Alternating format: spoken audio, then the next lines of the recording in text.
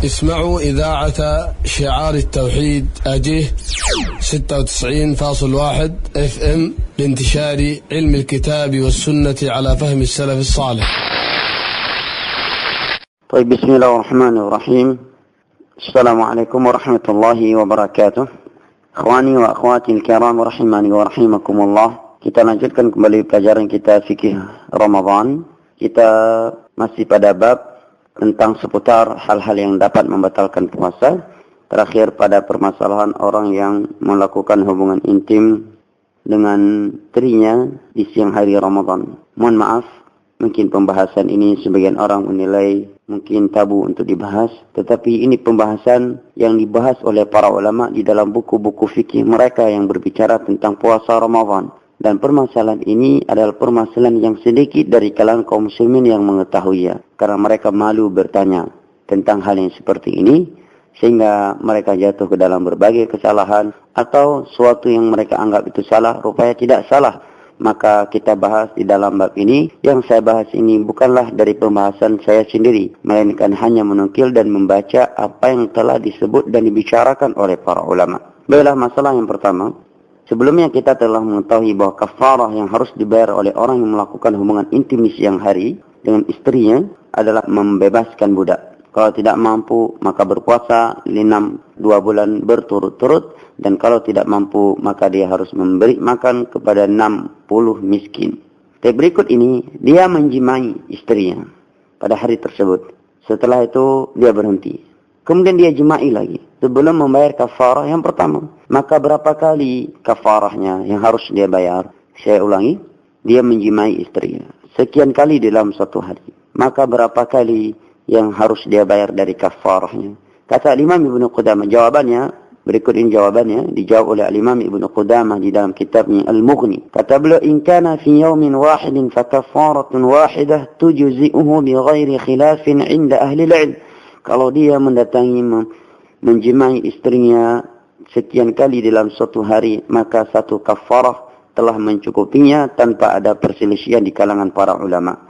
Al-Imam Ibnu Abdul Bar dalam kitabnya At-Tamhid jilid ke-7 halaman 259, beliau berkata, wa ajma'u ala anna man wata'a fi yawmin wahidin marratayn fa akthar annahu laysa alayhi illa kafaratun wahidah. Telah sepakat mereka para ulama bahwa orang yang menjimai istrinya di dalam satu hari lebih dari 2 kali, maka tidak ada kafarah kecuali hanya sekali. Baik, berikutnya, permasalahan berikutnya, dia menjimai istrinya kemudian belum membayar kafarahnya. Kemudian dia menjimainya kembali pada hari yang kedua. Misalkan hari ini dia telah terjatuh ke dalam perbuatan dosa tersebut. Kemudian belum membayar kafarah karena tidak memiliki budak. Puasa pun tidak mungkin kecuali setelah Ramadan.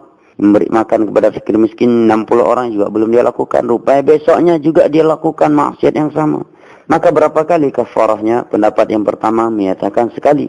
Pendapat yang kedua menyatakan 2 kali.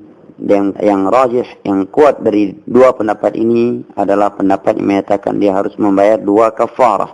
Ini pendapat Imam Malik, Imam Laits, Imam Syafi'i dan sebagai Hanabilah. Dan ini pendapat yang dikuatkan oleh sekian ulama dengan alasan karena dia telah melakukan sebanyak 2 kali di 2 hari, bukan pada 1 hari. Karena setiap harinya memiliki nilai ibadah tersendiri, hari kedua memiliki nilai ibadah tersendiri, maka dia harus membayar 2 kali kafarah.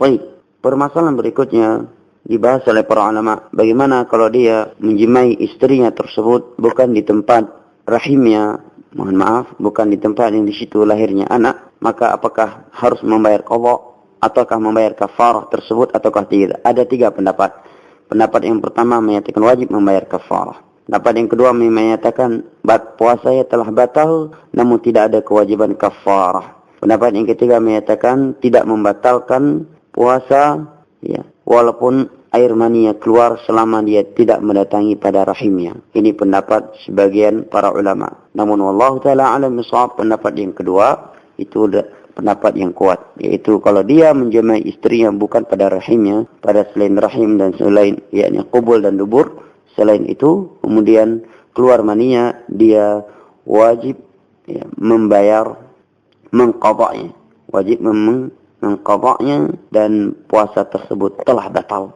telah batal. Ini pendapat yang dikuatkan oleh Syekh bin Baz dan Ibnu Utsaimin rahimahullahu taala karena dia tidak menjaga syahwatnya. Wallahul musta'an.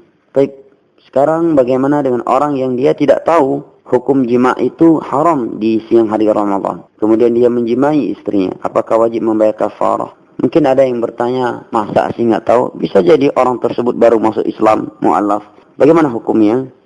Baik, disebutkan oleh Imam Nawawi, kalau memang itu mungkin, karena mungkin baru masuk Islam, maka tidak ada kewajiban kafarah kepadanya karena dia telah melakukan sebuah maksiat dikarenakan tidak tahu. Mungkin ini beberapa masalah yang bisa saya baca dan saya nukilkan dari apa yang ditulis oleh para ulama. Semoga bermanfaat. Wassalamualaikum warahmatullahi wabarakatuh. Radio Syiar Tauhid Aceh 96,1 FM. Sahabat berbagi ilmu Islam.